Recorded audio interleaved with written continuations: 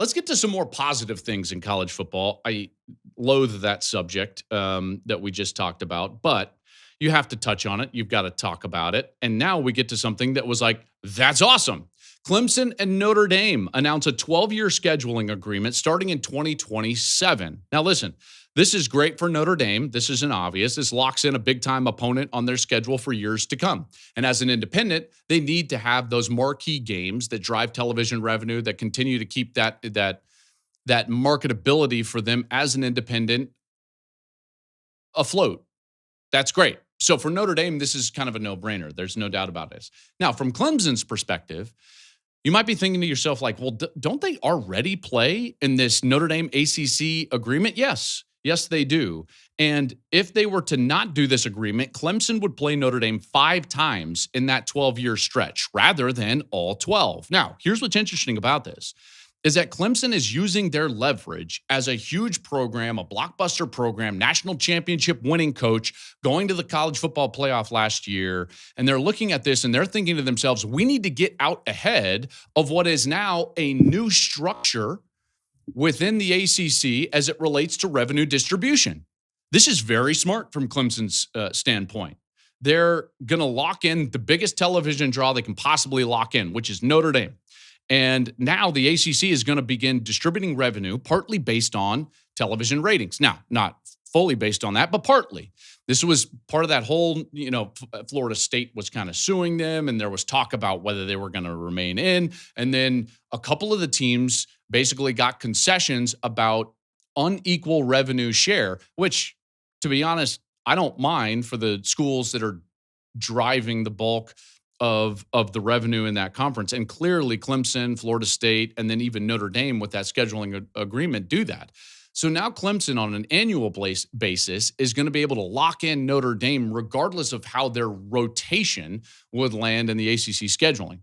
Smart, very smart. And a decision that was made not with anybody else in mind, but with themselves in mind. And by the way, this is what I always talk about in college football, which is everybody within college football is incentivized to look out for themselves. Again, not a knock. That's just the structure that we live in.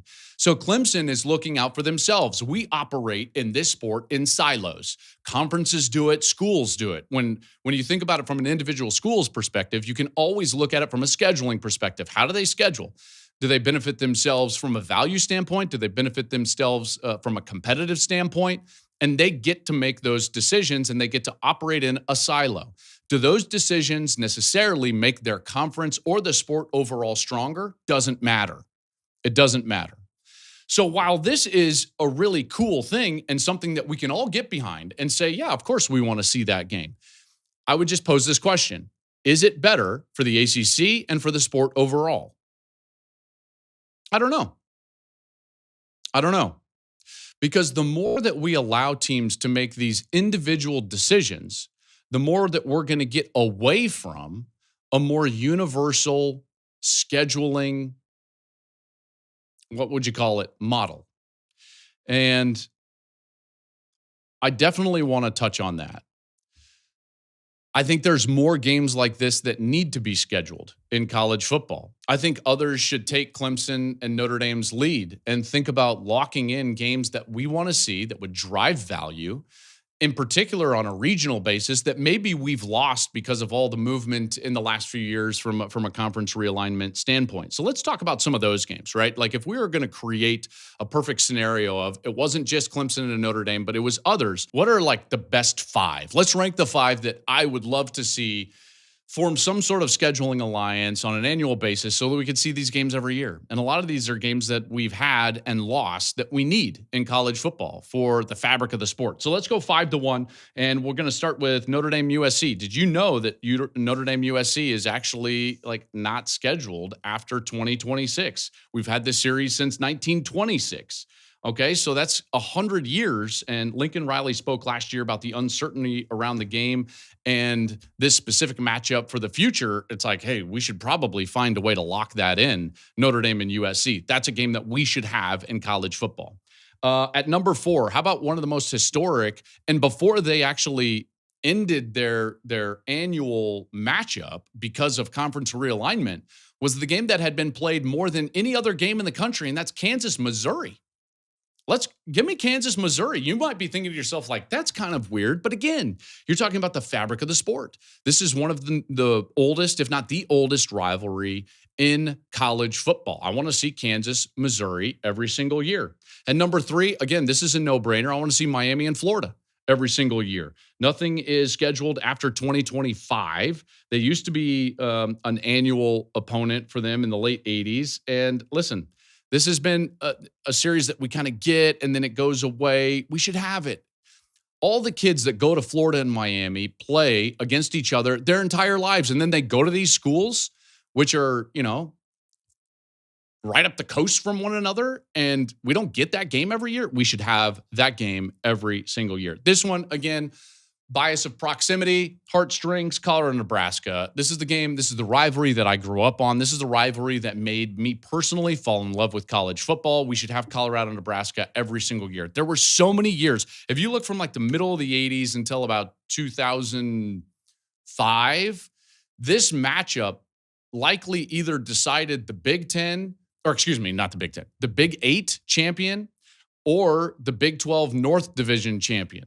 Now, Kansas State obviously had their say in that for a couple of years, but that's a great rivalry with a ton of history, and we should have that every single year. They've tried to bring it back here and there. Again, that should be an annual scheduling agreement. And then this one, you talk about like no love lost, in particular after the conference realignment. I want Bedlam, man. I want Bedlam every year. Nothing is scheduled right now.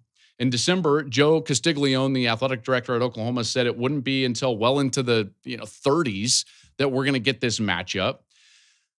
We should be better than that in college football. Don't we want to see all of these games? These games are a part of the fabric of the sport. By the way, there are more. These are just my top 5. There are more like Penn State Pitt. We need that. We need the backyard brawl every year. Washington State, Oregon State, Oklahoma, Nebraska. I'd love to see that game. Texas Tech, Texas. That's always been a great game. Like, there are matchups that we need to see more often. And I think that what it does is it calls into question, like, well, shouldn't this be better? Shouldn't scheduling be better? Could it be better? Yes. Yes. So let me go back to the original point of this kind of conversation. Clemson Notre Dame scheduled this agreement.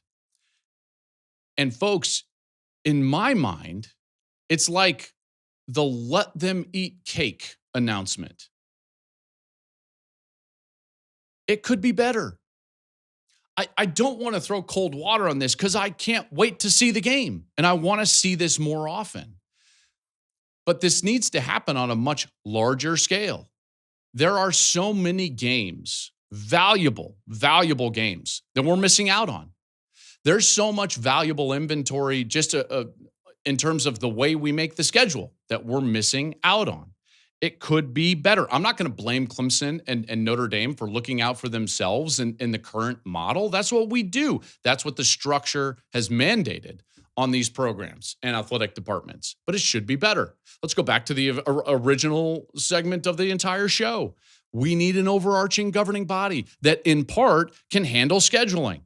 Because I've argued this for years. And listen, if you've listened to this show with any consistency, you know that I'm a huge proponent that schools shouldn't make their own schedule. That I should take, if I'm the overarching governing body, if I'm the college football commissioner, I'm going to take your non-conference and I'm going to make it more valuable for the sport overall, and more specifically for the fan. For the fan, both sitting in the stands and around the country watching on the TV, I'm going to make the sport better for them. I think it would be better for the players as well. If any of these players are anything like me, you want the best competition all the time. You want to play in the best games all the time. I loved that. When I played at Colorado, we always played monster non-league games. We played at Miami in the non-conference. We played at Florida State. We did a home-and-home with Washington State.